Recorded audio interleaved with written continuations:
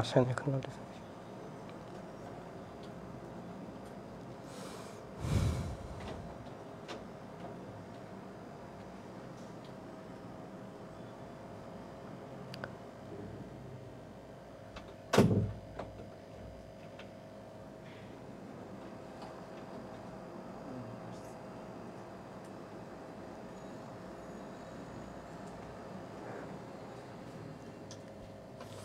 আসসালামু আলাইকুম সবাইকে ওয়েলকাম করছি আজকের লাইভ ক্লাসে। তো আজকে আমাদের যে লাইভটা সেটা হচ্ছে ভার্সিটি প্রি অ্যাডমিশনের উপরে। তো আজকে আমরা কেমিস্ট্রি যে চ্যাপ্টারটা পড়বো সেটা হচ্ছে রাসায়নিক পরিবর্তন। তোমরা জানো এটা ফার্স্ট পেপারের চতুর্থ চ্যাপ্টার। তো আজকের ক্লাসটাতে আমরা চেষ্টা করবো হচ্ছে গিয়ে পুরো স্লাইডটা তো আমরা পড়াইতে পারবো না, মানে আমরা নর্মালি ভার্সিটি প্রি অ্যাডমিশনের ক্লাসে যেটা করাই যে যতগুলো ভার্সিটি আছে বা ইউনিভার্সিটি আছে ওগুলোর এই চ্যাপ্টার থেকে যে সবগুলো যত প্রশ্ন আসছে ওগুলো হচ্ছে আমরা সলভ করাই। তো স্পেশালি আজকের ক্লাসে আমরা যেটা করব সেটা হচ্ছে গিয়ে ঢাকা বিশ্ববিদ্যালয় এবং জাহাঙ্গীরনগর বিশ্ববিদ্যালয় এই চ্যাপ্টার থেকে যে প্রশ্নগুলো আসছে আমরা হচ্ছে সেগুলো সলভ করার চেষ্টা করব। তো তোমরা যারা অলরেডি আমার সাথে জয়েন করছো তারা একটু কমেন্ট বক্সে জানাও যে আমার কথা সাউন্ড ঠিক মতো শোনা যাচ্ছে কিনা, আর তোমরা পারলে তোমাদের ফ্রেন্ডদেরকে একটু কমেন্ট বক্সে মেনশন করো। আর তোমরা কে কোথা থেকে দেখতেছো, কে কোন কলেজে আসো আমাকে একটু জানাও, বা এইচএসসি ব্যাচ কত তোমাদের, তোমরা একটু কমেন্ট বক্সে আমাকে জানাও। তো আজকে আমরা রাসায়নিক পরিবর্তনের হট টপিক কি বলতো, কেপিকেসির ম্যাথ, তারপরে বাফার সলিউশনের ম্যাথগুলা। তো এগুলো হচ্ছে গিয়ে আমাদের, আমি যদি বলি সিকিউর জন্য বা পুরো চ্যাপ্টারের সবচেয়ে প্রাণ হচ্ছে গিয়ে এটা। তারপর রাসায়নিক সাম্যাবস্থা। আর আমি যদি বলি যে এমসিকিউ বা ভার্সিটিতে কোন টপিকগুলো থেকে প্রশ্ন আসে, তোমার অ্যাসিডের সক্রিয়তা থেকে হচ্ছে গিয়ে প্রশ্ন আসে, অ্যাসিডের শক্তিমাত্রা থেকে প্রশ্ন আসে যে কোন অ্যাসিড শক্তিশালী, কোন অ্যাসিড হচ্ছে গিয়ে আমাদের দুর্বল। এইটা অ্যাসিডের সক্রিয়তার বা সবলতার হচ্ছে গিয়ে ক্রম চায় আমাদের কাছে, ঠিক আছে। তারপর হচ্ছে গিয়ে কোনটা ক্ষারীয় বাফার, কোনটা অম্লীয় বাফার, বাফার সলিউশনের ম্যাথও আসে। তারপরে আমাদের অসওয়াল্ডের লঘুকরণের সূত্র দিয়ে হচ্ছে গিয়ে ম্যাথ আসে। সো তোমরা যারা জয়েন করছো একটু আমাকে জানাও যে তোমরা আসলে কথাবার্তা ঠিকঠাক মতো শুনতে পাচ্ছ কিনা। তাহলে চলো আমরা আস্তে আস্তে শুরু করে দিই আমাদের প্রথম যে প্রশ্নগুলো আছে। তো প্রথমে যে প্রশ্নটা আসছে এটা হচ্ছে গিয়ে একদম লেটেস্ট প্রশ্ন, গত বছর বা গতবার যে ডিউতে পরীক্ষায় এই প্রশ্নটা আসছিল। তো আমি যদি দেখো এখানে প্রথমে আমাদেরকে বলা আছে যে সোডিয়াম ক্লোরাইডের সাথে পানি যোগ করলে বা H2O যোগ করলে কোনটি ঘটে। তো আমাদের এখানে একটু বোঝার চেষ্টা করো যে সোডিয়াম ক্লোরাইড পানি যোগ করলে মানে কি। আমি পানির মধ্যে হচ্ছে গিয়ে সোডিয়াম ক্লোরাইড অ্যাড করছি, তো আমি কি বলতে পারি যে আমার একটা পাত্রে পানি ছিল, তার মধ্যে ধরো যে আমি লবণ দিছি। তো আমরা কি জানি বলো তো, সোডিয়াম ক্লোরাইড একটা আয়নিক যৌগ না। তো আয়নিক যৌগ পানিতে দ্রবীভূত হলে কিরকম হয়, ওরা হচ্ছে গিয়ে আমার আয়ন হিসেবে ডিভাইড হয়ে যায় না, এরকম সোডিয়াম প্লাস আর ক্লোরাইড হিসেবে আলাদা হয়ে যায় না। আর এটা আমরা এসএসসিতে পড়ে আসছি যে আয়নিক যৌগ পানিতে দ্রবীভূত হয় এবং ওরা হচ্ছে গিয়ে এরকম আলাদা আলাদা আয়ন হিসেবে ক্যাটায়ন আয়ন আলাদা হয়ে যায়। কেন আলাদা হয়ে যায়, কারণ পানির যে H2O সেটা একটা কি বলতো পোলার দ্রাবক, আমরা তো এটা জানি। তো পোলার দ্রাবক মানে কি বলতো, ওর মধ্যে দুইটা পোল সৃষ্টি হয়, অর্থাৎ ধনাত্মক আয়ন আর ঋণাত্মক আয়ন সৃষ্টি হয়। আমরা যখন পানির যে ভি শেপটা সেটা যদি দেখি তাহলে দেখো এখানে যে শেয়ারকৃত ইলেকট্রনগুলো আছে এগুলো অক্সিজেনের অধিক তড়িৎ ঋণাত্মকতার জন্য অক্সিজেনের দিকে চলে আসে, তাই তো। ফলশ্রুতিতে অক্সিজেনটা হচ্ছে গিয়ে ডেল্টা মাইনাস হয় আর হচ্ছে গিয়ে আমার হাইড্রোজেনগুলো ডেল্টা প্লাস হয়। তো ফলশ্রুতিতে যেটা হয়, এই যে হাইড্রোজেনের ডেল্টা প্লাসের কাছে আমার হচ্ছে যে এই যে আয়নিক যোগে যে ঋণাত্মক আয়ন বা অ্যানায়ন সেটা চলে আসে, আর এই যে আমার অক্সিজেন ডেল্টা মাইনাস হইলো এটার কাছে, মানে এটার দ্বারা আকৃষ্ট হচ্ছে গিয়ে আমার সোডিয়াম প্লাস বা ক্যাটায়ন। তো এরকম অন্যের মানে পানির যে ধনাত্মক আর ঋণাত্মক আয়ন আছে ওটার দিকে আকৃষ্ট হচ্ছে কি ওরা নিজেদের থেকে আলাদা হয়ে যায়, অথচ এই কারণেই কিন্তু ওরা নিজেরা একসাথে হয়েছিল। সেটা আমরা এসএসসি লেভেল থেকেই জানি যে আয়নিক যৌগ পানিতে আয়ন হিসেবে কি হয়ে যায় বলতো, দ্রবীভূত হয়। তো আমার উত্তরটা কি হবে বলতো, সোডিয়াম প্লাস আর ক্লোরাইড মাইনাস, ঠিক আছে। সো এইটা আমার এই অ্যাকুয়াস কিন্তু থাকতে হবে, ঠিক আছে, কারণ এটা জলীয় দ্রবণ, ওরা এই হিসেবে থাকে। সো এটা যদি না থাকে তাহলে কিন্তু আমার আনসার হবে না। তুমি ডি এর দিকে তাকাও, এখানেও কিন্তু আমার সোডিয়াম প্লাস ছিল, ক্লোরাইড আয়ন ছিল, কিন্তু এটা কেন আমার আনসার হয় না, কারণ এখানে আমার অ্যাকুয়াসটা ছিল না, তাই তো। এটা তো সলিড না, এটা তো আমার হচ্ছে গিয়ে অ্যাকুয়াস অবস্থায় ছিল, মানে পানির মধ্যে দ্রবীভূত অবস্থায় ছিল। সো আশা করি এই অ্যান্সারটা তোমরা বুঝতে পারছো, ব্যাখ্যাটা। তাহলে চলো আমরা পরের প্রশ্নটাতে যাই। পরের প্রশ্ন বলছে যে নিচের কোনটি সত্য নয়। এখানে আমাদের পানির আয়নিক গুণফল দিছে, পানির আয়নিক গুণফল হচ্ছে KW দিয়ে 1 × 10⁻⁻14 দিছে। তারপরে যে PKW দিছে, আমরা জানি যে PKW যেটা কি বলতো মাইনাস লগ KW এরকম হবে, তাই তো, সেটা আমরা জানি। তারপরে দেখো এখানে হচ্ছে গিয়ে আয়ন হিসেবে দিয়ে দিছে, হ্যাঁ এটাও ঠিক আছে। এটাও ঠিক আছে, এটাও ঠিক আছে, তাহলে ঠিক নাই কোনটা বলো তো? এইটা। কেন এটা ঠিক নাই বলো তো? আমরা জানি এটা 14 হয়, বাট এখানে দেওয়া 10⁻⁻14, তাই তো? সো এটাও আমরা জানি তিনটাই সত্য ছিল, বাট আমাদের কাছে চাইছে যে কোনটা সত্য নয়। এই টাইপের প্রশ্ন রিসেন্টলি ভার্সিটিতে বেশি আসে, আর মেডিকেলে তো অলওয়েজই এই টাইপের আসেই। তারপরে দেখো আমরা যদি পরের প্রশ্নটা দেখি, এখানে যে বিশুদ্ধ পানিতে OH মানে হাইড্রোক্সিল আয়ন এবং H+ বা প্রোটনের মোলার ঘনমাত্রার অনুপাত কত? সো আমি একটু আগে তোমাদেরকে বলছি যে আমার যে KWটা ছিল সেটা হচ্ছে কি বলতো, আমার H+ আর হচ্ছে গিয়ে OH- এর কি ঘনমাত্রার গুণফল, যেটাকে আমরা বলতেছি পানির আয়নিক গুণফল। তাহলে আমার এখানে এটা থাকে 10⁻⁷, এটা থাকে 10⁻⁷। তো আমাদেরকে বলছে এদের ঘনমাত্রার অনুপাত বের করতে। তো অনুপাত আমরা কিভাবে বের করি বলো তো? ডিভাইড করে বের করি না, ভাগ করে? অর্থাৎ আমি যদি ভাগ করি এখন যে পানির H+ এর ঘনমাত্রা আর বলছে কি হাইড্রোক্সিলের ঘনমাত্রা, তো তুমি যাকে উপরে রাখো যাকে নিচে রাখো আলটিমেটলি তাদের দুজনের মানই যেহেতু 10⁻⁷, তাহলে আমি যদি সেম মান দিয়ে হচ্ছে কি ডিভাইড করি বা ভাগ করি, তাহলে আমরা কি পাই বলো তো? 1 পাই, তাই না? ধরো তুমি যদি 2কে 2 দিয়ে ভাগ করো 1 পাবা, 3কে 3 দিয়ে ভাগ করলে 1 পাবা। সেম অ্যাজ তুমি যদি 10⁷ কে 10⁷ দিয়ে ডিভাইড করো তাহলে তুমি 1 পাবা। তো আমি যদি এই অনুপাতটা আলটিমেটলি 1 পাই, তাহলে আমার অনুপাতটা কত দাঁড়ালো বলো তো? 1 আসলো না? তাহলে আমার অনুপাতটা কত হবে? অপশন হবে মানে 4 নাম্বারটা হবে কি আমার আনসার। তো আশা করি তোমরা বুঝতে পারছো। তো তোমরা লাইভ অলরেডি 12 জনের মতো আসো, তোমরা একটু আমাকে জানাও কমেন্ট বক্সে যে তোমরা কে কোথা থেকে আসছো। আর আমরা আজকে যেই কোর্সের ক্লাস নিচ্ছি এটা হচ্ছে আমাদের ভার্সিটি প্রি অ্যাডমিশন কোর্সের ক্লাস, অর্থাৎ এই ইউনিটের ক্লাস। তো তোমাদের যাদের ঢাকা বিশ্ববিদ্যালয় বা জাহাঙ্গীরনগরে পড়ার ইচ্ছা আছে বা ভার্সিটি এই ইউনিটে যাদের প্রিপারেশন নেওয়ার ইচ্ছা আছে, তাহলে তোমরা চাইলে এই কোর্সে এনরোল করতে পারো। তো এই কোর্সের টোটাল রেকর্ডেড ক্লাস থাকবে 40 থেকে 50টা, তোমরা 10টার থেকেও বেশি এক্সাম দিতে পারবা। তারপরে তোমরা কিউএনএ ভার্সিটি অ্যানালাইসিস সিরিজের লেকচার শিট পাবা, ঠিক আছে? সো এই কোর্সটার প্রাইস হচ্ছে 450 টাকা, মানে রেগুলার প্রাইস। কিন্তু তুমি যদি আমার নামের কুপন কোডটা ব্যবহার করো SAKIB সবগুলা ক্যাপিটালে, এটা একটু খেয়াল রাখবা, তাহলে তুমি হচ্ছে এই কোর্সটাতে 20% ডিসকাউন্ট পাবা, ঠিক আছে? তো এই 20% ডিসকাউন্টে হয়তো 360 টাকার মতো হচ্ছে গিয়ে তোমার প্রাইসটা চলে আসবে। সো ভার্সিটি এই ইউনিটের এই কোর্সটা তোমরা আশা করি এনরোল করবা। আমরা প্রি অ্যাডমিশনে মেনলি যেটা করাই তোমাদেরকে কোশ্চেন ব্যাংক সলভ করাই, যার ফলশ্রুতিতে দেখা যায় তোমরা হচ্ছে কোন টপিক থেকে বেশি প্রশ্ন আসে এবং কি ধরনের প্রশ্ন আসে সেটা থেকে তোমরা আগে থেকে হচ্ছে কি ধারণা পেয়ে যাও।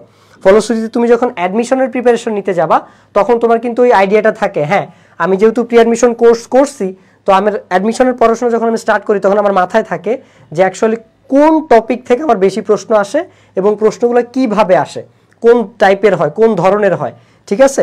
তো ওই তো আইডিয়াটা তোমরা পেয়ে যাও, যার ফলশ্রুতিতে তোমার হচ্ছে প্রি অ্যাডমিশন কোর্সটা অনেক বেশি ইফেক্টিভ। তারপরে দেখো এখানে একটা প্রশ্ন আছে, এটা হচ্ছে DU 18-19 আসছে। তো এই প্রশ্নটা হচ্ছে মিশ্রণের পিএইচ কত?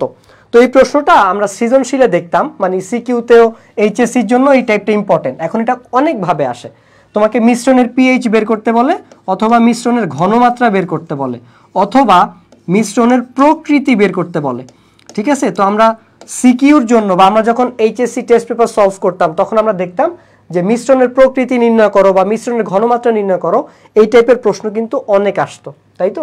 মানে নিশ্চিত এরকম একটা প্রশ্ন থাকতোই। এখন এটা চাইলে তুমি শর্টকাটেও করতে পারো আবার ডিটেলসও করতে পারো। তো আমি তোমাকে আমার একদম অ্যাকচুয়াল নিয়ম যেটা সেটা আগে একটু বলে দেই, তারপর আমি তোমাকে শর্টকাটটা বলে দিচ্ছি। দেখো আমার ফার্স্টে দেখতে হবে যে এখানে মোল সংখ্যাটা বের যদি আমরা করি তাহলে আমরা দেখব যে কোনটার মোল সংখ্যাটা বেশি, কে অ্যাকচুয়ালি আমার দ্রবণের মধ্যে বেশি পরিমাণে আছে। তাহলে স্বভাবতই মিশ্রণের প্রকৃতিটা সেরকম হবে। তো প্রকৃতি যদি সেরকম হয় আমি ওই হিসেবে ঘনমাত্রা নির্ণয় করব, আর প্রকৃতি দেখেই তো আমি পিএইচটা গেজ করতে পারবো। কিভাবে ভাই? যদি আমার প্রকৃতি অ্যাসিডিক হয় বা অম্লীয় হয় তাহলে আমরা কি বলতে পারি বলতো? আমাদের পিএইচটা অবশ্যই 0 থেকে 7 এর মধ্যে হবে। যদি আমার প্রকৃতিটা ক্ষারীয় হয় বা বেসিক হয় তাহলে আমার পিএইচটা অবশ্যই 7 থেকে 14 মধ্যে হবে, তাই না? দেখো আমি যদি পিএইচ স্কেলের কথা চিন্তা করি, ধরো এটা একটা হচ্ছে আমার পিএইচ স্কেল, ঠিক আছে? তাহলে এইখানে এটা হচ্ছে গিয়ে 7, এটা হচ্ছে গিয়ে 0, এটা হচ্ছে 14। তো পিএইচ স্কেলে আমরা জানি 0 থেকে 14 পর্যন্ত, যদি অ্যাকচুয়ালি এটা ট্রুথ না, মানে আমরা 0 থেকে 14 পর্যন্ত হিসাব করি। পিএইচ স্কেল কিন্তু থিওরিটিক্যালি -ইনফিনিটি থেকে +ইনফিনিটি হওয়া পর্যন্ত পসিবল। কিন্তু আমরা কেন 0 থেকে 14 ধরি বলতো? কারণ আমরা ম্যাক্সিমাম ক্ষেত্রে যে সকল দ্রব্যাদি ব্যবহার করে থাকি বা দৈনন্দিন জীবনে যে সকল রাসায়নিক পণ্য বা দ্রব্য আমরা ব্যবহার করি তাদের ম্যাক্সিমামের অলমোস্ট এভরিথিং এর পিএইচ থাকে 0 থেকে 14 এর মধ্যে। বাট তুমি এরকমও পসিবল যে সোডিয়াম হাইড্রোক্সাইডের একটা সার্টেন মোলারের পিএইচ মানে ঘনমাত্রার পিএইচ হচ্ছে কি আমার 15 চলে আসছে, এটাও কিন্তু পসিবল। মানে আমি তোমাকে বলতেছি থিওরিটিক্যালি কিন্তু এটা পসিবল যে আমাদের পিএইচ -ইনফিনিটি থেকে ইনফিনিটি পর্যন্ত হতে পারবে। ঠিক আছে, এটা নিয়ে আমি চেষ্টা করব অন্য কোনো দিন একটু বিস্তারিত আলোচনা করার জন্য। আজকে আমরা টপিকে থাকি। তো যখন তোমার দেখো পিএইচ স্কেলটা যদি আমার এরকম 7 থাকে, এটা 0 এটা 14 ধরো, তো 0 থেকে 3 এর মধ্যে থাকলে এটাকে আমরা বলবো হচ্ছে গিয়ে স্ট্রং অ্যাসিড। ঠিক আছে, এটা হচ্ছে গিয়ে স্ট্রং অ্যাসিড। তাহলে ভাই 3 থেকে 7 থাকলে কি হবে, সেটা হবে আমার উইক অ্যাসিড। আর 7 থেকে 10 পর্যন্ত থাকলে হচ্ছে গিয়ে আমার উইক বেস। আর হচ্ছে গিয়ে যদি 10 থেকে 14 থাকে তাহলে সেটা হচ্ছে গিয়ে আমার স্ট্রং বেস, মানে শক্তিশালী ক্ষার। ঠিক আছে, তার মানে পিএইচ যত কম হয় আমার ওই দ্রব্যটা বা ওই দ্রবণটা হচ্ছে গিয়ে তত বেশি অ্যাসিডিক।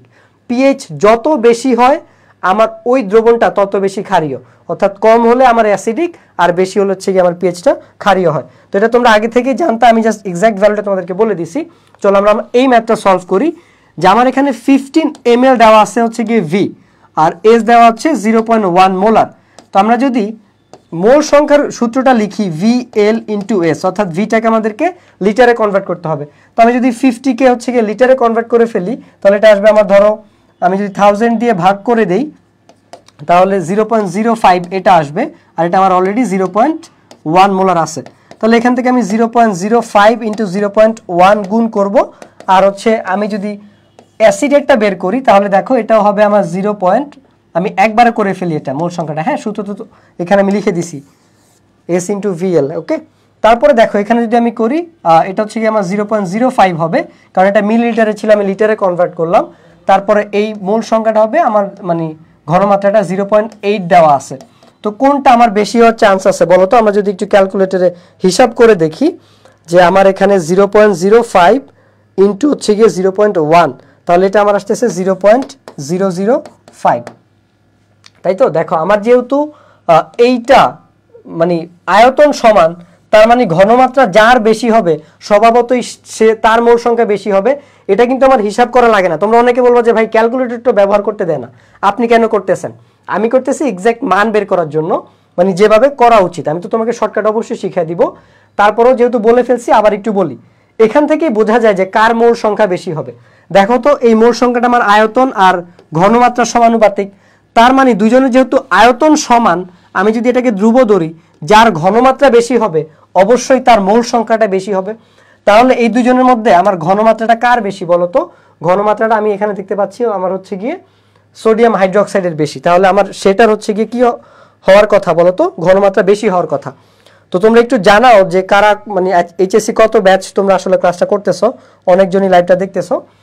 তো আমরা যদি একটু হিসাব করি এক্সাক্ট মানটা, তাহলে হচ্ছে আমরা বলতে পারবো। তো আমি 50কে যদি 1000 দিয়ে ভাগ করি তাহলে 0.05 আসে, এটা ঠিক আছে। 0.1 এর সাথে যদি গুণ করি তাহলে এটা 0.05, আর যদি আমি 0.005 এর সাথে হচ্ছে গিয়ে আচ্ছা এটা 05 হবে, এটা 0,000 দিয়ে ভাগ করার কারণে 0.05 ইন্টু 0.8, তাহলে এটা আসতেছে আমাদের 0.04। তাহলে কোনটা বড় হবে বলো তো? আমাদের হচ্ছে কি এই ভ্যালুটা বড় হবে। তাহলে বড়টা কে আসলো? আমাদের ক্ষার আসলো। তাহলে আমি বলতে পারি কি আমার পিএইচটা কত হবে? পিএইচটা হচ্ছে গিয়ে মানে প্রকৃতিটা কিরকম হবে। তো আমি যদি প্রকৃতিটা হিসাব করতে চাই তাহলে দেখো প্রকৃতিটা কিরকম আসছে। আমার প্রকৃতিটা আসছে হচ্ছে গিয়ে বেসিক। ভাই কেমনে বুঝলেন? কারণ ভাই আমি যে মোল সংখ্যাটা বের করছি সেখানে আমার ক্ষারের মোল সংখ্যা হচ্ছে গিয়ে বেশি ছিল। সেটা কত ছিল বলো তো? 0.05 ছিল। আর অ্যাসিডেরটা কত ছিল? 0.04 ছিল, তাই তো? এত ছিল। এবার আমাকে যদি ঘনমাত্রা বের করতে বললো, ভাই ঘনমাত্রাটা যদি বের করতে বলতো তাহলে কি করতাম? তাহলে বেশি কিছু না, দেখো তো এই পাত্রে আমার 50 মিলিলিটার আছে আর এই পাত্রে আমার 50 মিলিলিটার আছে। তাহলে আচ্ছা আমি মোল লিখে ফেলছি 50। তো আমি যদি দুইটাকে একত্র করি, মিশ্রণ করি, তাহলে কি হবে বলো তো? আমি সেটা হয়ে যাবে আমার 100 ml এর একটা দ্রবণ, তাই না? 100 ml এর একটা দ্রবণ হয়ে যাবে। তাহলে আমি যদি ওই হিসাবটা করতে চাই তাহলে দেখো এখানে হচ্ছে গিয়ে আমি যেটা করব, আমি ঘনমাত্রা বের করতে হলে আমরা কি জানি? S = N/VL, অর্থাৎ এই সূত্রটাই কিন্তু যেই সূত্র দিয়ে আমি মোল সংখ্যা বের করছি। তাহলে আমি এখন ঘনমাত্রা বের করতে চাচ্ছি, এনটা হবে কিন্তু আমার পার্থক্য। হ্যাঁ, এই 0.5 থেকে আমি 0.4 বাদ দিব।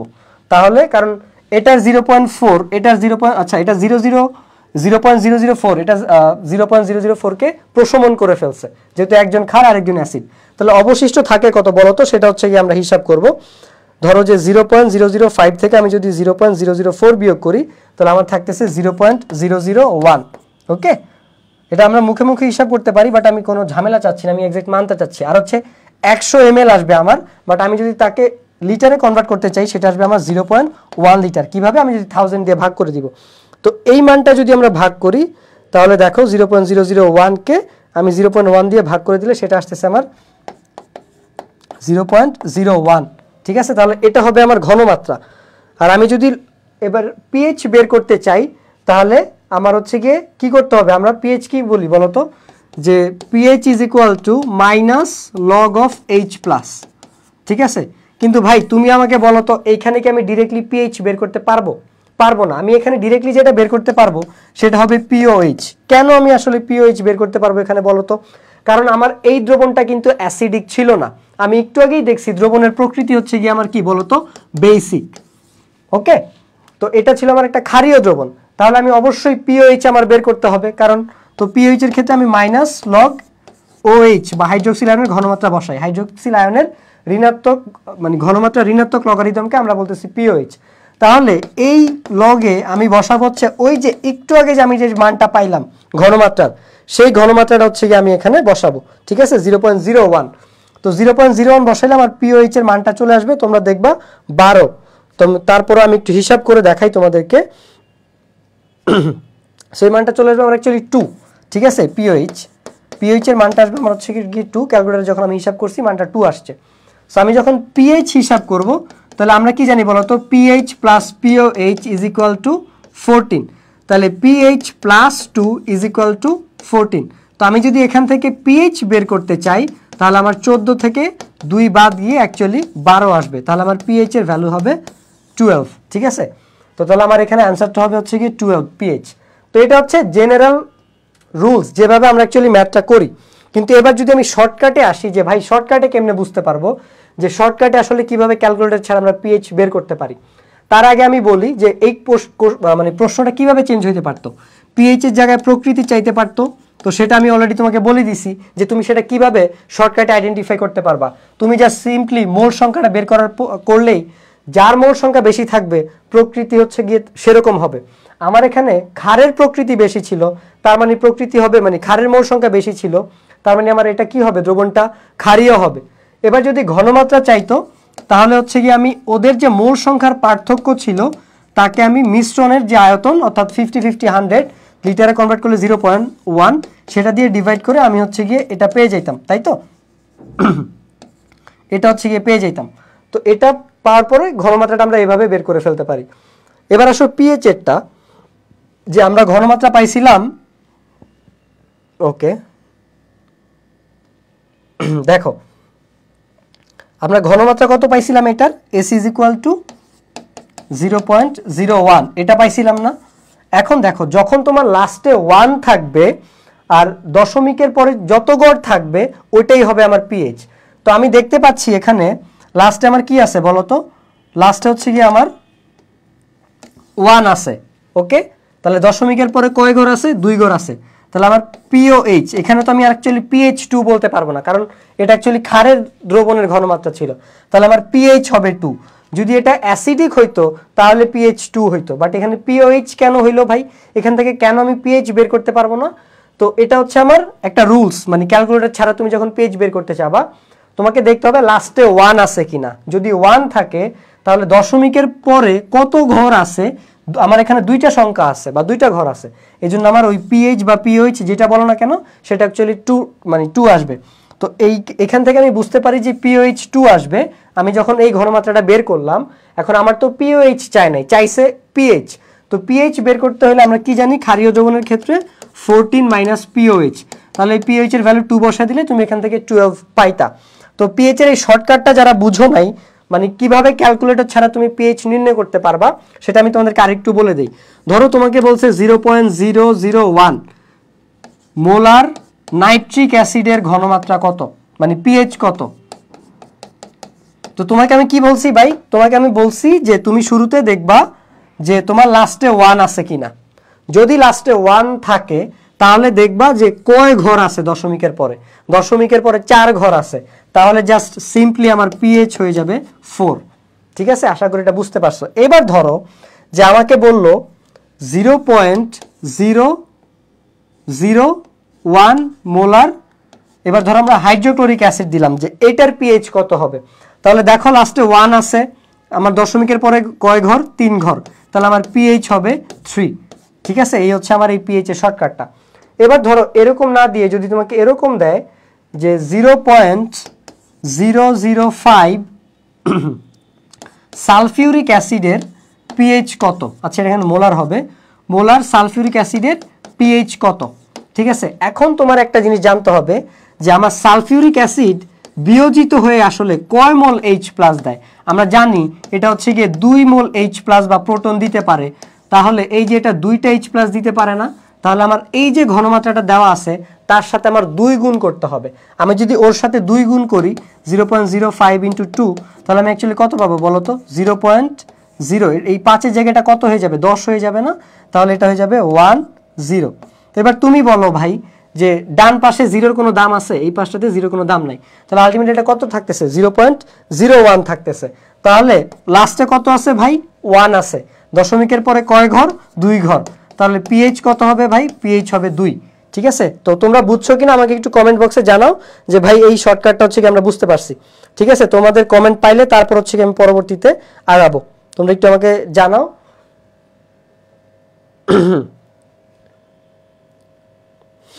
তো দেখো আমি ক্যালকুলেটরে হিসাব করছি, আমার ফোনের ক্যালকুলেটরে আমার পিএইচ কিন্তু 2ই আসছে, যেটা আমরা শর্টকাট দিয়ে বের করে ফেলছি উইদাউট ক্যালকুলেটর। এবং তুমি ক্যালকুলেটরে হিসাব করলে তুমি দেখতে পারবা যে এই মানটা অ্যাকচুয়ালি 2 আসছে, পিএইচ এর মানটা। তো যারা ক্লাসে জয়েন করছো তারা একটু আমাকে জানাও যে তোমরা শর্টকাটটা বুঝতে পারছো কিনা। আচ্ছা, আবির রাতু আসসালামু আলাইকুম, তাসকিয়া ইসলাম আসসালামু আলাইকুম স্যার। ওয়ালাইকুম সালাম। আচ্ছা, তোমরা যারা জয়েন করছো তোমরা একটু আমাকে বলো যে তোমরা বুঝতে পারছো কিনা যে এই শর্টকাটটা বা এই ম্যাথটা।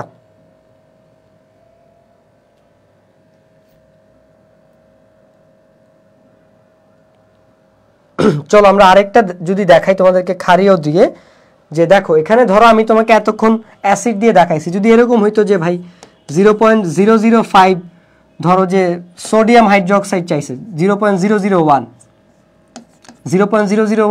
সোডিয়াম হাইড্রোক্সাইড, সেই ক্ষেত্রে কি আমি পিএইচ বের করতে পারতাম না, পিওএইচ বের করতে পারতাম? আমাকে একটু বলো তো। সেই ক্ষেত্রে অবশ্যই আমি পিএইচ বের করতে পারতাম না, কারণ আমার এটা কি ক্ষার নাকি অ্যাসিড বলো তো? এটা অবশ্যই ক্ষার, যেহেতু এটা একটা শক্তিশালী ক্ষার। ক্ষারের ক্ষেত্রে কি আমরা ডিরেক্ট পিএইচ বের করতে পারি? পারি না। তাহলে আমরা ডিরেক্ট কাকে বের করতে পারবো? পিওএইচ কে বের করতে পারবো। তাহলে যদি বলে যে 0.01 মোলার সোডিয়াম হাইড্রোক্সাইডের পিওএইচ কত হবে, তোমাকে অবশ্যই জীবন ওরা পিওএইচ বলবে না, পিএইচই বলবে। তখন তোমার বুঝতে হবে যে তুমি ডিরেক্ট পিএইচ বের করতে পারবা না, কারণ এটা হচ্ছে গিয়ে আমার একটা ক্ষার। তো যদি আমি হচ্ছে গিয়ে পিওএইচ বের করতে চাই, সেক্ষেত্রে আমাকে ওই যেই সিস্টেমটা শিখাইছি সেটাই, এটার ক্ষেত্রেও সেম, যে লাস্টে দেখবা যে 1 আছে কিনা। যদি 1 থাকে তাহলে দশমিকের পরে যত ঘর আছে ওইটাই হচ্ছে কি আমার কি হবে, পিওএইচ হবে। তাহলে দশমিকের পরে কয় ঘর আছে, 1 2 3, তাহলে আমার এই পিওএইচটা কত হবে বলো তো, 3 হবে। পিওএইচ যদি 3 হয় তাহলে পিএইচ বের করতে হলে তুমি জাস্ট 14 থেকে এই পিওএইচ এর ভ্যালুটা বাদ দিবা, তাহলে তুমি পিএইচ পাবা। তাহলে পিএইচ আসবে হচ্ছে কি আমার 11। তো তোমরা বুঝতে পারছো কিনা একটু আমাকে জানাও কমেন্ট বক্সে। ওকে, এবার দেখো যদি এই সেমটা আরেকটা ব্যতিক্রম টাইপের আমি দেখাইতে চাই, যে ধরো 0.005 ক্যালসিয়াম হাইড্রোক্সাইড, ক্যালসিয়াম হাইড্রোক্সাইডের এটা মোলার হবে, পিএইচ কত? তো তোমার কাছে চাইছে পিএইচ, তুমি বলো যে আমার যে ক্যালসিয়াম হাইড্রোক্সাইড আছে, এই ক্যালসিয়াম হাইড্রোক্সাইডটা কি বলো তো, ক্ষার না? তাহলে তুমি কি চাইলেই ওর ডিরেক্ট পিএইচ বের করতে পারবা? তুমি চাইলেই ওর ডিরেক্ট পিএইচ বের করতে পারবা না। তুমি যেটা বের করতে পারবা সেটা হচ্ছে পিওএইচ। তার জন্য তোমাকে কি করতে হবে, তার জন্য তোমাকে বুঝতে হবে যে আমার যে এখানে ক্যালসিয়াম হাইড্রোক্সাইডটা আছে সেটাকে যদি আমি ভাঙাই, তাহলে দেখো তো ও কয়টা হাইড্রোক্সিল আয়ন দেয়, ক্যালসিয়াম 2+ প্লাস 2 হাইড্রোক্সিল। ও যেহেতু 2টা হাইড্রোক্সিল দিচ্ছে, তার মানে আমার এই ঘনমাত্রার সাথে আমার 2 গুণ করতে হবে। তো আমি যদি এই ঘনমাত্রার সাথে 2 গুণ করি, তাহলে সেক্ষেত্রে আমি পাবো 0.10। তাহলে 5 এর জায়গায় কি হয়ে যাবে বলো তো, 5 এর জায়গায় হয়ে যাবে এটা 0.010। তো ডান পাশে 0-র কোনো ভ্যালু নেই, দিয়ে লাভ নেই, যত 0 থাকুক। তো আমরা দেখতে পাচ্ছি দশমিকের পরে কয় ঘর আছে ভাই, লাস্টে 1 আছে এবং দশমিকের পরে 2 ঘর আছে। যেহেতু এটা তার মানে এটার পিওএইচ কত হবে, পিওএইচটা অ্যাকচুয়ালি হবে হচ্ছে কি আমার 2। যেহেতু আমার পিওএইচ 2, তাহলে আমি যদি পিএইচ বের করতে যাই, আমরা জানি pH plus pOH is equal two 14। তার মানে আমি যদি পিএইচ বের করতে চাই 14 থেকে আমার পিওএইচ এর ভ্যালুটা বাদ দিতে হবে। তো আমি যদি 14 থেকে 2 বাদ দিই আমার সেটা আসবে 12। তাহলে এই ক্ষেত্রে এইটার ঘনমাত্রা মানে পিএইচটা কত আসবে বলো তো, 12 আসবে। ঠিক আছে, তো তোমরা এই শর্টকাটটা যদি বুঝে থাকো তাহলে আমাকে কমেন্ট বক্সে জানাও যে তোমরা বুঝছো কিনা। ঠিক আছে, ওকে, কমেন্ট বক্সে মারামারি করো না, রিপ্লাই করো। তো এতক্ষণ আমরা তোমাদেরকে দেখাইছি হচ্ছে গিয়ে কিভাবে তোমরা ক্যালকুলেটর ছাড়া বা শর্টকাটে হচ্ছে গিয়ে পিএইচ নির্ণয় করতে পারো। তো সেটা হচ্ছে আমি দেখাইছি যে লাস্টে যদি 1 থাকে, তো পরবর্তীতে আমাদের যখন 1 ছাড়া প্রশ্ন আসবে আমি তোমাদেরকে বাকি শর্টকাটগুলো দেখানোর চেষ্টা করব। সো আপাতত এতটুকু তোমরা মাথায় রাখো।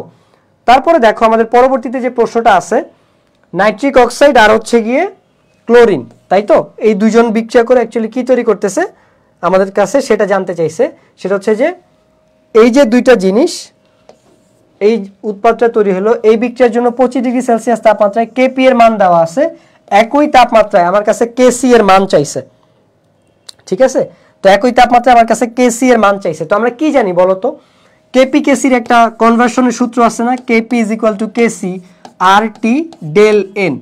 তো আমার ডেল এনটা কি আমরা কি জানি, ডেল এনটা হচ্ছে উৎপাদের মোল সংখ্যা ডিভাইডেড বাই বিক্রিয়কের মোল সংখ্যা। অর্থাৎ আমি যদি এখানে উৎপাদের মোল সংখ্যাটা কত বলতো, উৎপাদের মোল সংখ্যা হচ্ছে গিয়ে 2, আর বিক্রিয়কের মোল সংখ্যা কত, এখানে 2 মোল এখানে 1 মোল, টোটাল আমার 3 মোল। তাহলে আমার ডেল এন এর ভ্যালুটা যদি আমি বের করতে চাই 2 ডিভাইডেড বাই 3, আমার ডেল এন এর ভ্যালু আসবে -1। তার মানে আমি যদি এখান থেকে আমাকে বলছে যে কেসি বের করতে, তো ধরো আমি যদি কেপিটা লিখি এখানে কেসি বসাই, তাহলে সেটা আমার আসবে আরটি ইনভার্স 1। তো আরটি ইনভার্স 1 মানে কি ভাই, ওই যে -1 আসছে, ডেল এন এর মান কিভাবে -1 আসছে এটা আমি এখানে তোমাকে দেখাই দিছি। এবার আসো আমি যদি তোমাদেরকে, আচ্ছা কেউ না বুঝলে কমেন্ট বক্সে আমাকে জানাও। দেখো তো কেপি কেসি, তো কেসিটা আমার উপরে, আরটিটা আমার কি থাকবে বলো তো, আরটিটা আমার নিচে থাকবে।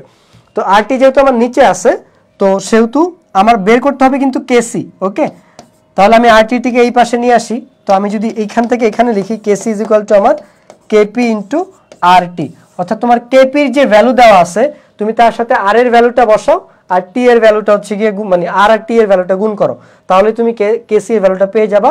সেটা আমাদের চলে আসবে কত বলতো, 4.6 × 10⁴। তো এটা তোমরা নিজেরা ক্যালকুলেশন করলেই হচ্ছে গিয়ে পেয়ে যাবে। এটা খুব ইজি একটা ছিল।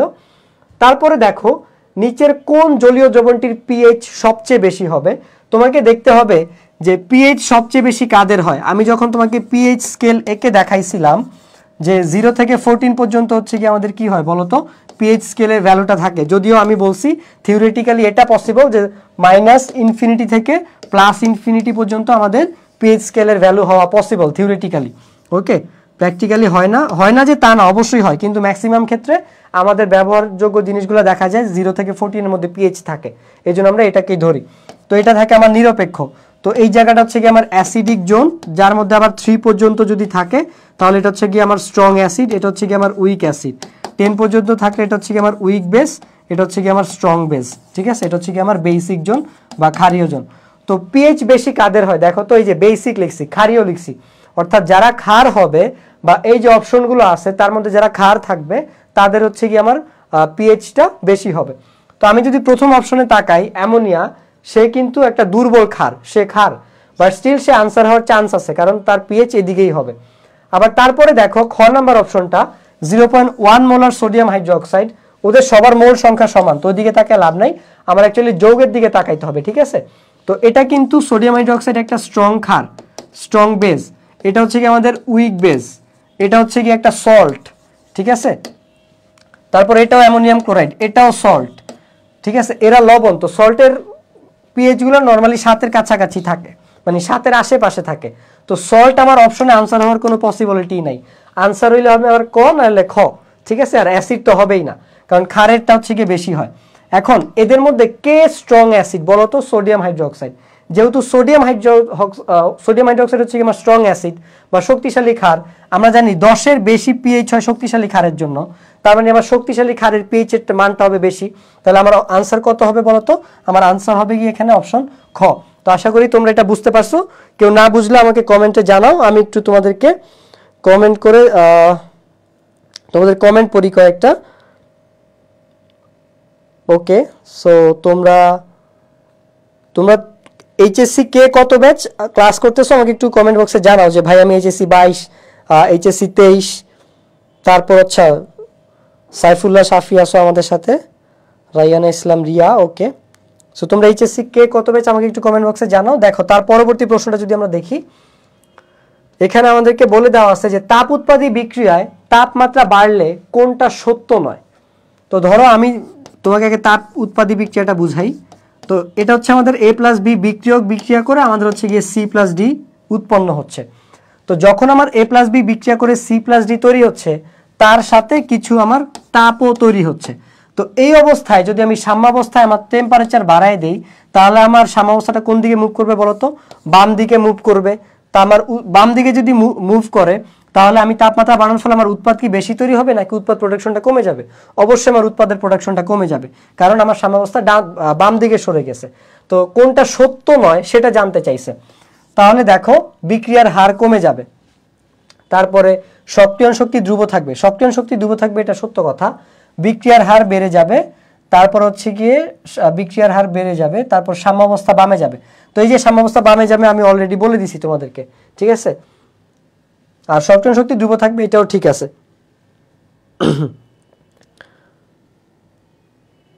ওকে, দেখো তাহলে আমাদের আনসার কোনটা হবে বলো তো? বিক্রিয়ার হার কমে যাবে অ্যাকচুয়ালি, কারণ আমি তাপমাত্রা বাড়াইছি।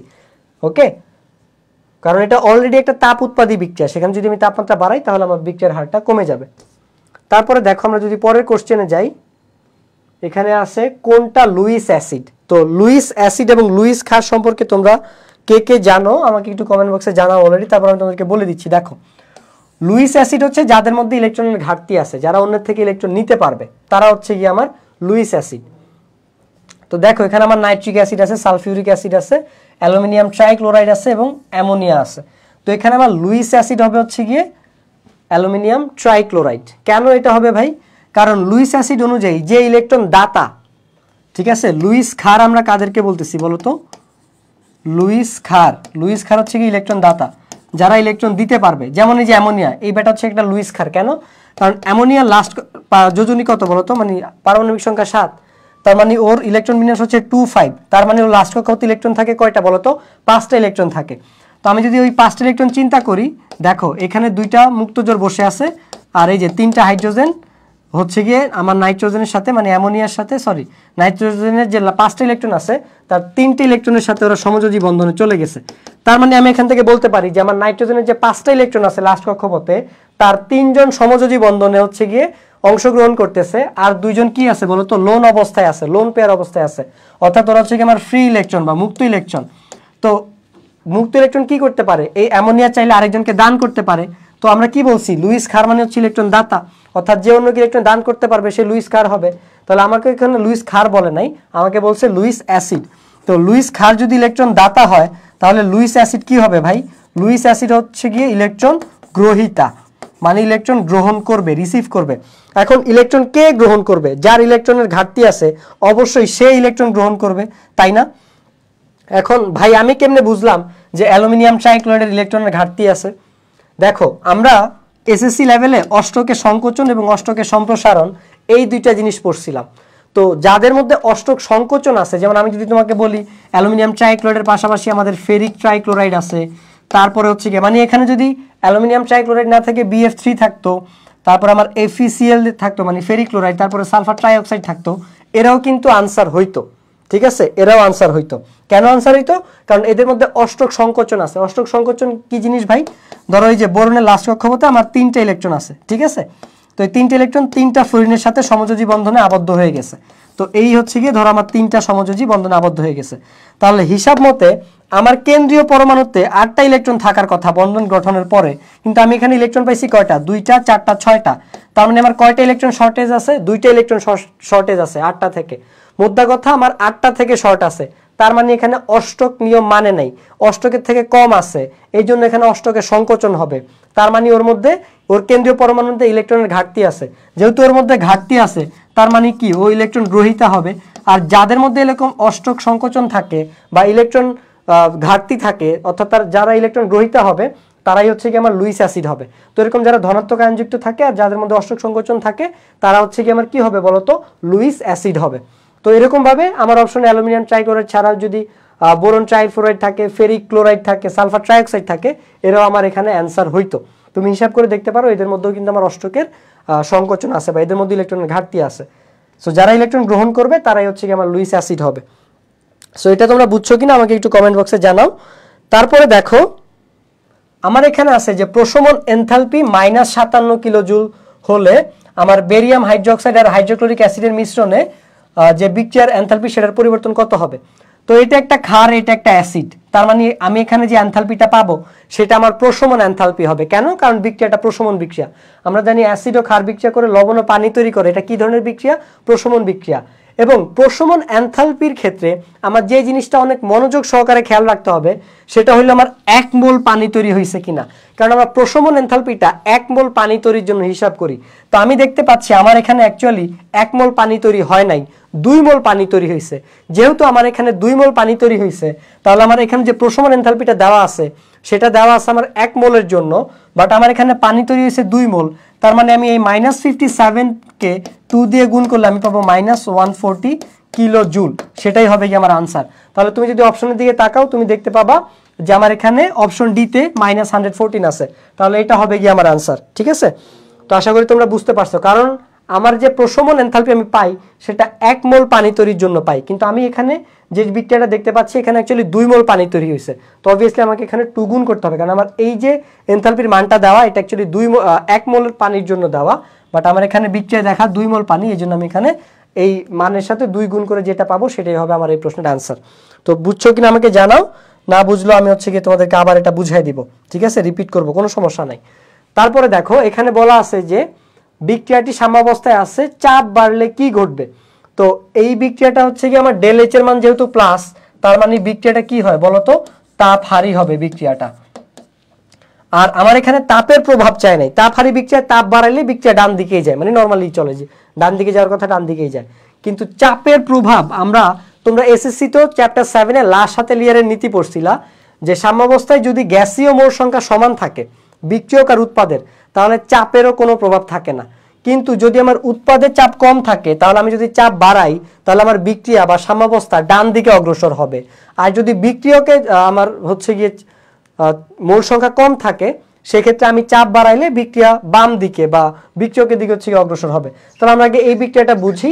দেখো এরা আমার হিসাবে আসবে না, হ্যাঁ, আমি গ্যাসীয় মোল সংখ্যা হিসাব করব। এখানে এই একটা গ্যাসীয় মোল আছে, এখানে একটা গ্যাসীয় মোল আছে, তো এখানে এটাও 4 এটাও 4। তাহলে আমি কি বলবো বলতো, এখানে আমার এটা তুমি এভাবে হিসাব করতে পারবা না যে এখানে হচ্ছে কি আমার 3 আছে 4 আছে, তার মানে এখানে আমার 7 মোল আছে বিক্রিয়কে, হ্যাঁ, আর এখানে 4 মোল, এখানে 1 মোল আছে, 5 মোল আছে। তার মানে ভাই তো বলছিল হচ্ছে গিয়ে যেদিকে কম থাকে চাপ বাড়াইলে ওই দিকে যাবে।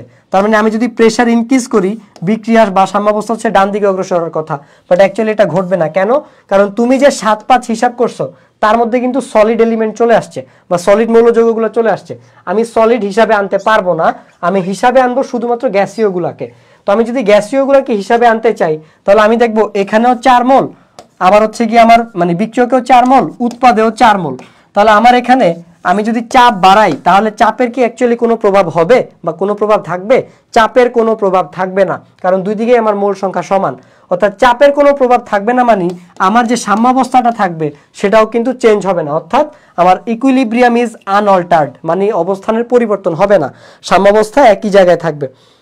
ঠিক আছে, তো এটা বুঝছো কিনা আমাকে একটু জানাও কমেন্ট বক্সে। আমি ওকে, সো আশা করি এটা তোমরা বুঝতে পারছো। চলো আমি যদি পরেরটাতে যাই।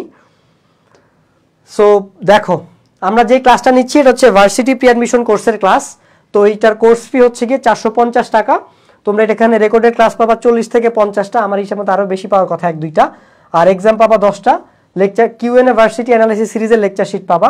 তো তোমরা যদি আমার নামের কুপন কোডটা ব্যবহার করো তাহলে হচ্ছে কি 20% ডিসকাউন্ট পাবা। তো ডিসকাউন্ট হয়তো প্রাইসটা 360 টাকার মতো আসে, এরকম একটা অ্যামাউন্ট। সো ভার্সিটি ইউনিটের যাদের প্রিপারেশন বা যাদের প্ল্যান আছে তোমরা চাইলে এই কোর্সটা এনরোল করতে পারো। আমি এখানে যেভাবে তোমাকে প্রতিটা কোশ্চেন ভেঙে ভেঙে দেখাচ্ছি, রেকর্ডেড ক্লাসেও বা এই কোর্সের ক্লাসেও তুমি এরকম প্রতিটা প্রশ্নের ব্যাখ্যা এরকম ভেঙে ভেঙেই পাবা।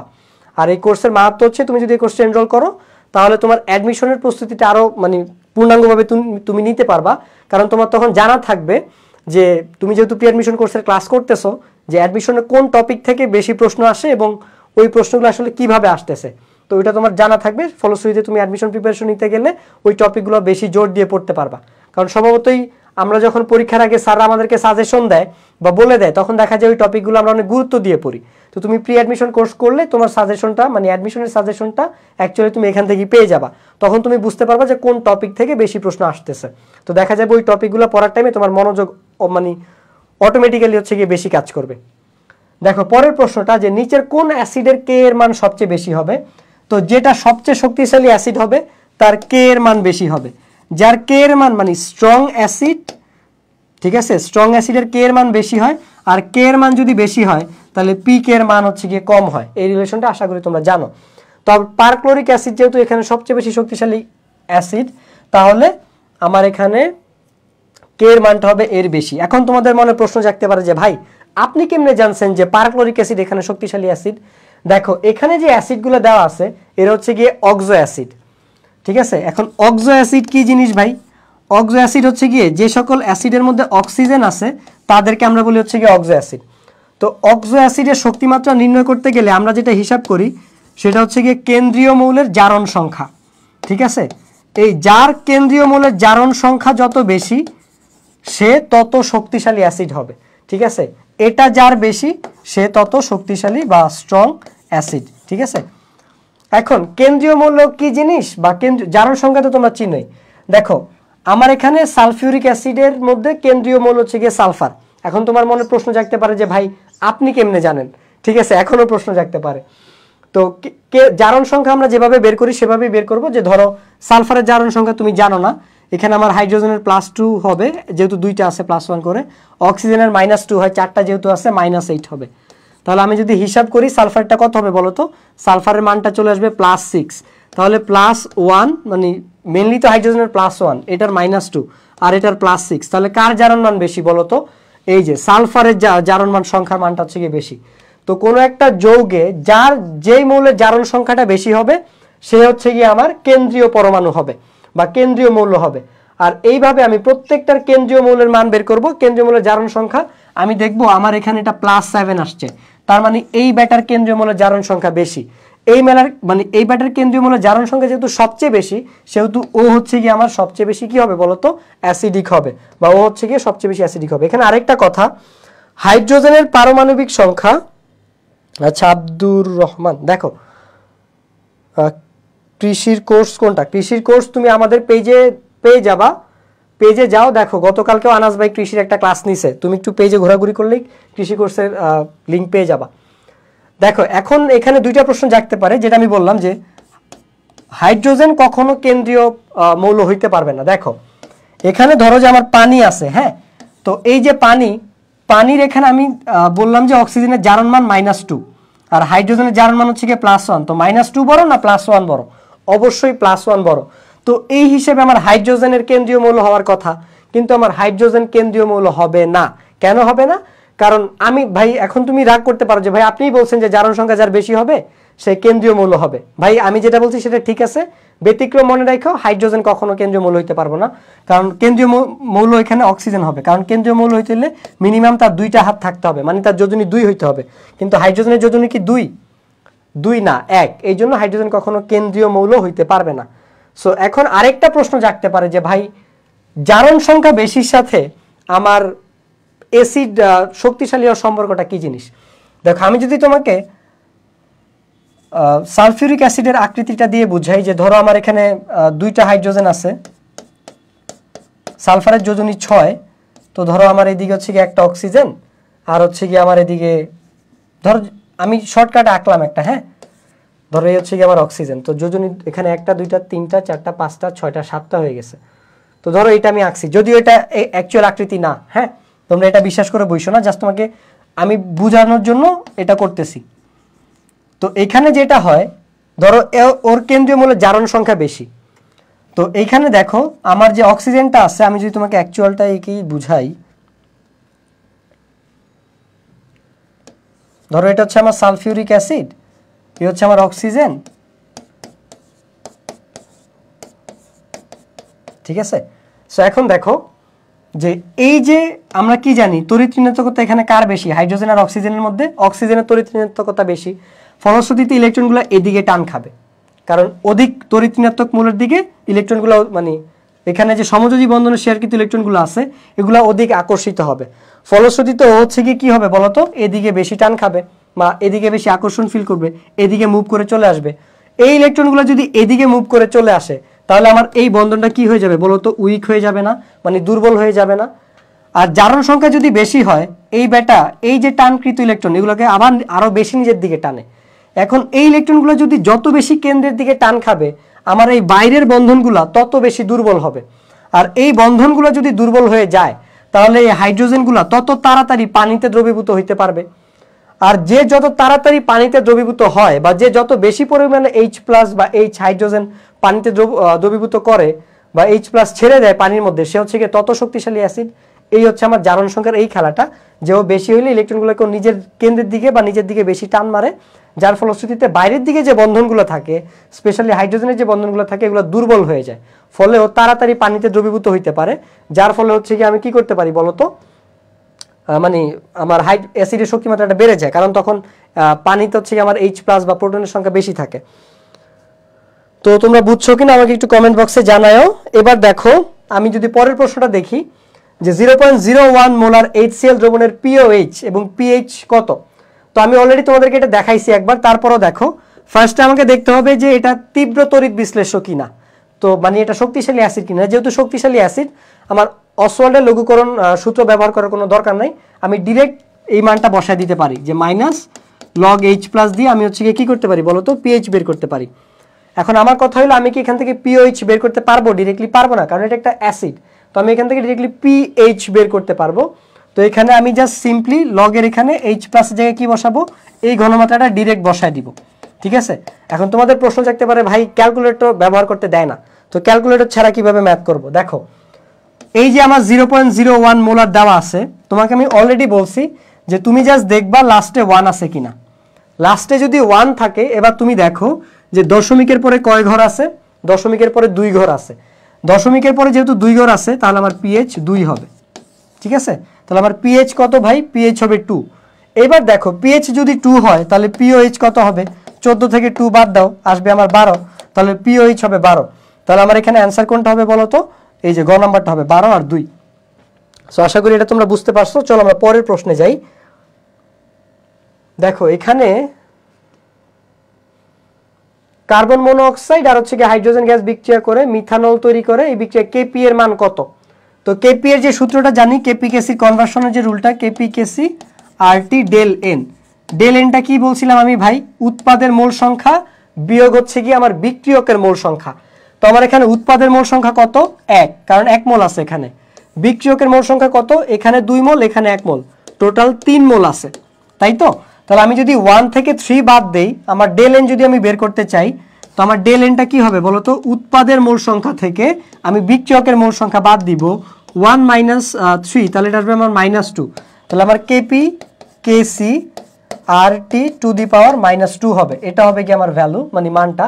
তাহলে আমার এই ক্ষেত্রে দেখো এটার সাথে হচ্ছে আমার ম্যাচ করছে অপশন বি, তাহলে আমার এটা হবে কি অ্যান্সার। তো এটাও তোমরা জানো, এরকম ম্যাথ আমরা অলরেডি তোমাদেরকে মানে অ্যান্সার দেখাইছি অলরেডি।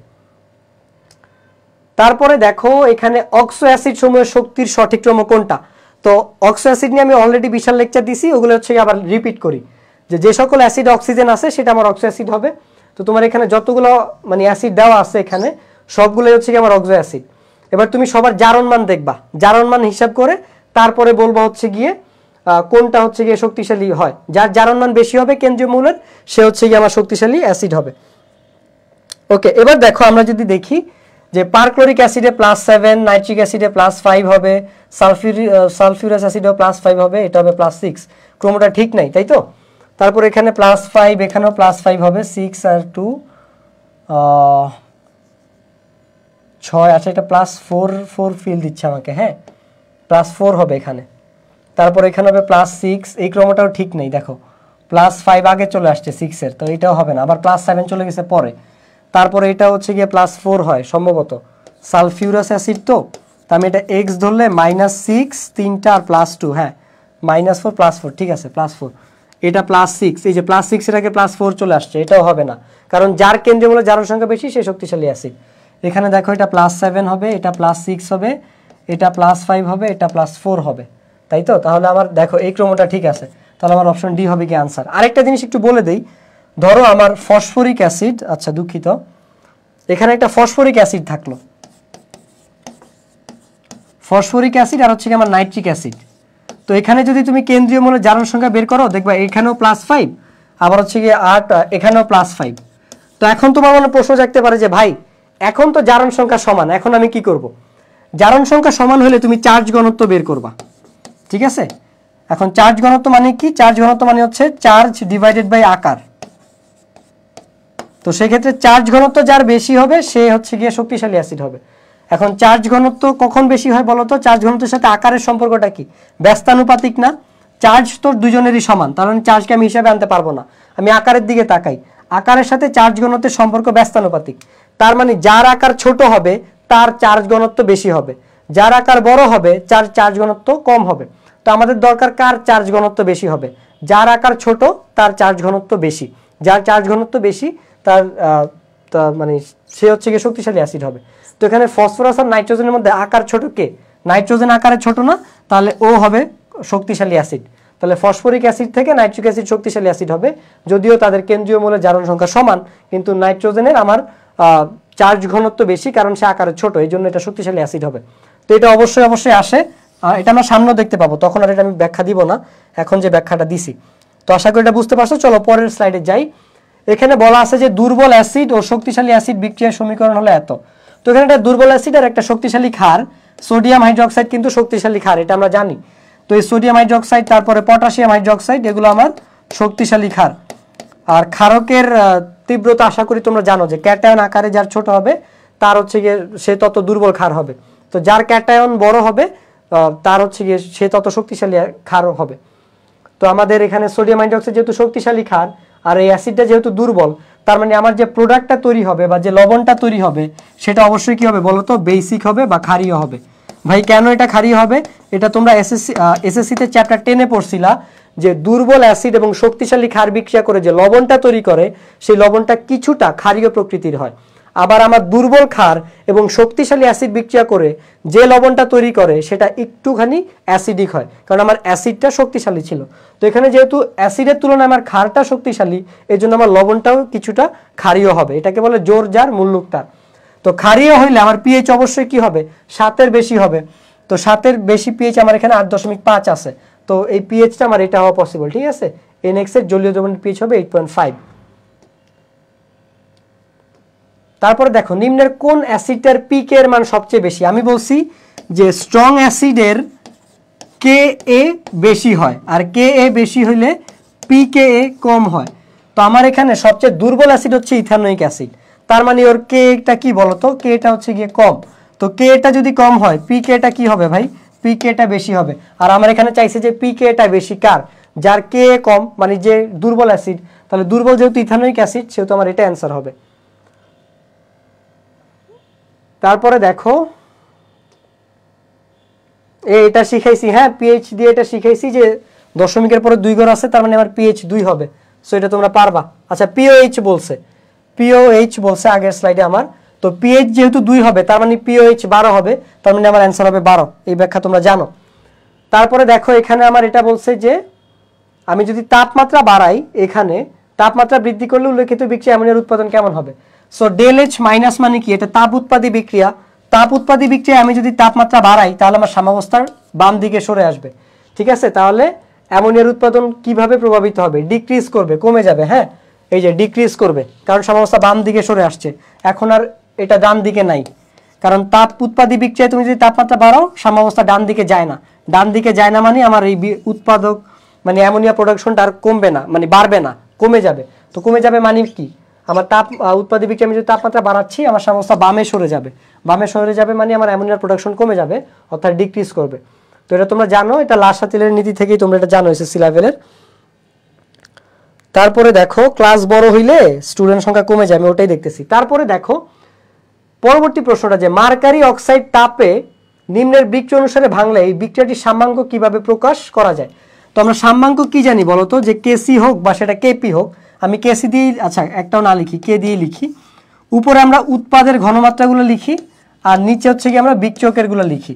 তো আমার এখানে যে বিক্রিয়কগুলো দেওয়া আছে দেখো, এটা হচ্ছে কি আমার বিক্রিয়ক, তার মানে এই ব্যাটা কি যাবে, নিচে যাবে না বলো তো, এখানে একজনই যেহেতু আছে, তাহলে আমার এটা মার্কারি অক্সাইড, আর এই যে মোল সংখ্যাটা এটা পাওয়ার হিসাবে উপরে চলে আসবে। আর তার চেয়ে বড় কথা হচ্ছে ও, আচ্ছা এটা পরে বলি, আগে লিখে নেই। তারপরে দেখো এখানে Hg আছে মার্কারি, এই মোল সংখ্যাটা পাওয়ার হিসাবে উপরে চলে যাবে, ঠিক আছে। তারপর এখানে অক্সিজেন এটা থাকবে।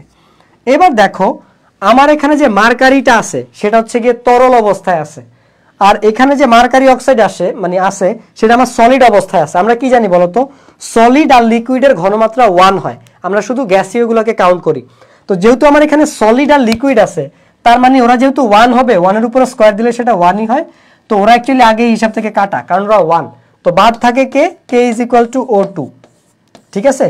সলিড আর লিকুইডের ঘনমাত্রা আমার 1 হয়, আমরা এটা 1 ধরে নিই, তোমার বইয়ে এটা লেখা আছে। তো যেহেতু লিকুইড আর সলিড ওদেরকে কিন্তু আমরা হিসাবে নেই না, ঠিক আছে। ওদেরকে দেখলে আমরা সেটা পাওয়ার 1 কোটি হোক, 1-এর পাওয়ার যদি তুমি 1 কোটিও দাও আলটিমেটলি সেটা 1ই হবে। সো এই জন্য ওদের যাই হোক না কেন ওদেরকে আমরা হিসাবে নেই না। তো ওদেরকে যদি আমরা বাদ দেই, শুধুমাত্র আমাদের O2টা থাকে গ্যাসীয়, তাহলে আমার এখানে অ্যান্সার কোনটা হবে বলো তো, এটা হবে। আশা করি তোমরা বুঝতে পারছো। তো কমেন্ট বক্সে আমাকে জানাও যে তোমরা এটা বুঝতে পারছো কিনা, ঠিক আছে। চলো আমরা পরেরটাতে যাই। এখানে কি দেওয়া আছে যে 0.1 মোলার ইথানোয়িক অ্যাসিডের পিএইচ কত হবে। সো এটা তোমাকে অসওয়াল্ডের লঘুকরণ সূত্র দিয়ে করতে হবে। কেন ভাই? কারণ এটা আমার দুর্বল অ্যাসিড, এটা আমার শক্তিশালী অ্যাসিড না, এটা আমার তীব্র তড়িৎ বিশ্লেষ্য না। তো যখন আমার এরকম আমি দুর্বল অ্যাসিড পাবো, তখন আমি ফার্স্টে আমরা জানি K is equal to alpha square C. এখান থেকে আমি আলফার মানটা বের করে নিব, ঠিক আছে। আলফার মানটা বের করার পরে আমি বসাবো যে pH is equal to minus log alpha C. তো এই মানটা বসাইলে তুমি এই উত্তরটা পেয়ে যাবা। এখানে আলফা তো তুমি এখান থেকে পেয়ে যাবা, আর সি কোনটা ভাই, এই যে আমার সি হচ্ছে গিয়ে ঘনমাত্রাটা 0.1। তাহলে তুমি যেই মানটা পাবা সেটাই হবে আমার পিএইচ, এখানে সেটা আসবে 2.872। তুমি হিসাব করে দেখলে এই মানটা পাবা, ঠিক আছে। একটু হিসাব করে দেখো। তারপরে দেখো এখানে 18 পয়েন্ট, আচ্ছা এটা ডিরেক্ট সূত্র দিয়ে করতে পারবো তোমরা নাইট্রিক অক্সাইডের ক্ষেত্রে, 4 alpha square 1 minus alpha square into P, ঠিক আছে। তো এখানে আমার পি কত দেওয়া আছে 1 অ্যাটমসফিয়ার, আলফা কত দেওয়া আছে 100 দিয়ে ভাগ করো, 18.5%কে 0.18 পাবা তুমি, হ্যাঁ 0.185 পাবা। তারপরে ভাগ করলে তুমি হচ্ছে কেপির মানটা পেয়ে যাবা 0.142। এটা হচ্ছে ওর কেপি নির্ণয়ের ফর্মুলা, ঠিক আছে। সো আশা করি এটা তোমরা জানো। এটা হচ্ছে আমার ডিরেক্ট সূত্রটা, এটা হচ্ছে কি আমার আলফার ভ্যালু এই যে 0.85, তো এটা বসাইলে, আর পি এর ভ্যালু হচ্ছে এখানে 1 অ্যাটমসফিয়ার।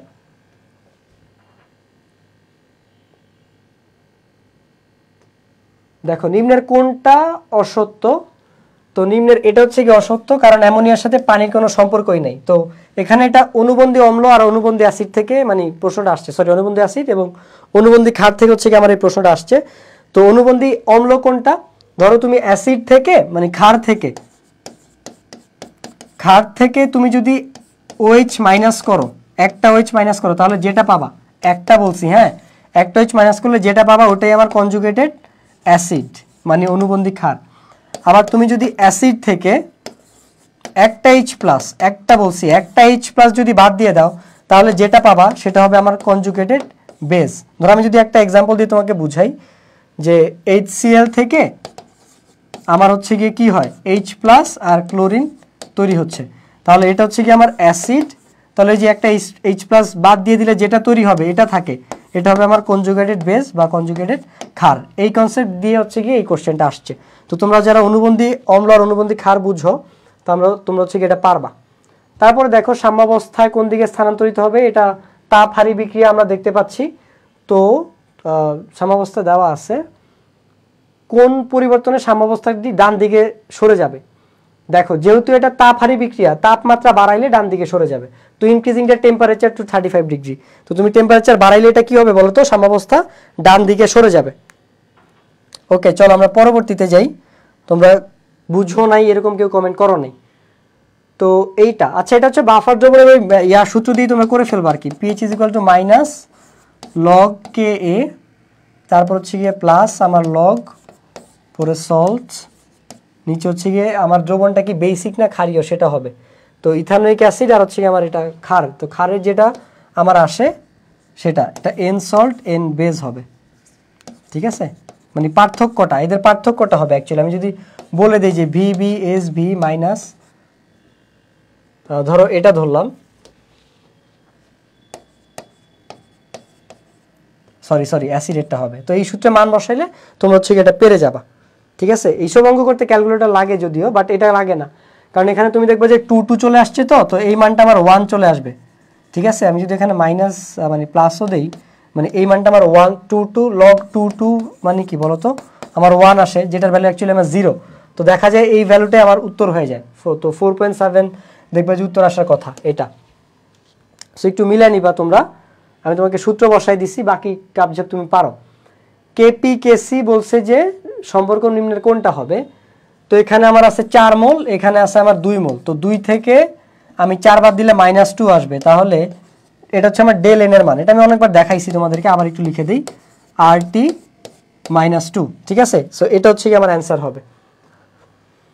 তারপরে দেখো আমি যদি পরবর্তীতে যাই, তো পরবর্তীতে আমাদের এই যে ভার্সিটি এ অ্যাডমিশনের মানে ভার্সিটি এ ইউনিটের, তো যে কোশ্চেন ব্যাংকের ক্লাস নিলাম আমরা, মানে যে কোর্সের ক্লাস নিলাম সেটা হচ্ছে আমাদের ভার্সিটি মানে প্রি অ্যাডমিশন কোর্সের ক্লাস। তো এই কোর্সটার প্রাইস হচ্ছে 450 টাকা। তোমরা যদি এটা আমার নামের কুপন কোড ব্যবহার করে এই কোর্সটা এনরোল করো SAKIV, তাহলে হচ্ছে গিয়ে তোমরা 20% ডিসকাউন্ট পাবা, ঠিক আছে। সো কোর্সটা কিনলে তোমার সুবিধা কি হবে ভাই? তোমার সুবিধা হচ্ছে গিয়ে তুমি হচ্ছে গিয়ে অ্যাডমিশনের প্রিপারেশনটা পূর্ণাঙ্গভাবে নিতে পারবা, যে তোমার অ্যাডমিশনে কোন টপিক থেকে বেশি প্রশ্ন আসে সেটা তোমার অ্যাডমিশনে যাওয়ার আগেই ধারণা থাকবে। ফলশ্রুতিতে দেখা যাবে তুমি যখন অ্যাডমিশনের প্রিপারেশন নিতে যাচ্ছ, যখন তুমি পড়তে যাবা, তখন তুমি এই কোর্স করার কারণে তুমি আগে থেকেই জানতে পারবা যে কোন টপিক থেকে বেশি প্রশ্ন আসে এবং ওই টপিক থেকে পার্টিকুলারলি কী টাইপের প্রশ্ন আসে। তো তোমার ওই সম্পর্কে ভালো আইডিয়া থাকবে। তো এই জন্য হচ্ছে কি তুমি তখন বুঝতে পারবা যে হ্যাঁ আমার এই টপিক থেকে বেশি প্রশ্ন আসে, তার মানে আমার এই টপিকটা গুরুত্ব দিয়ে পড়া উচিত। সেই ক্ষেত্রে দেখা যাবে যে তোমরা ওইভাবে ওইটা মনোযোগ দিয়ে পড়তেছো। সো এই ছিল আমাদের আজকের ক্লাস। যদিও স্লাইডে আরও অনেকগুলো জিনিস বাকি ছিল, বাট আমাদের অ্যাকচুয়ালি যেহেতু 1 ঘন্টা লাইভ, আমরা অ্যাকচুয়ালি সবগুলো দেখাইতে পারবো না। তবে এই টাইপেরই ম্যাক্সিমাম আসে। দেখো সাম্যাবস্থার, তারপরে যে pH 7 অপেক্ষা বেশি কোনটা হবে, যেটা আমার এখানে শক্তিশালী ক্ষার থেকে তৈরি হবে, সেটাই হচ্ছে গিয়ে তৈরি হবে। তাই তো এই যে কেপিকেসি এগুলো আমরা অলরেডি সলভ করাইছি তোমাদেরকে, সো এগুলো তোমরা পারবা। কেপিকেসি এই যে সম্পর্কটা কি হবে, এটা একটু আগে লাস্ট ম্যাথে আমি তোমাদেরকে এটা করাইছিলাম। এটা হচ্ছে কোনটা আমাদের হচ্ছে গিয়ে বাফার দ্রবণ। তো বাফার দ্রবণ কি হয় বলো তো? 2 টাইপের, একটা হচ্ছে অ্যাসিডিক বাফার আর একটা হচ্ছে গিয়ে ক্ষারীয় বাফার।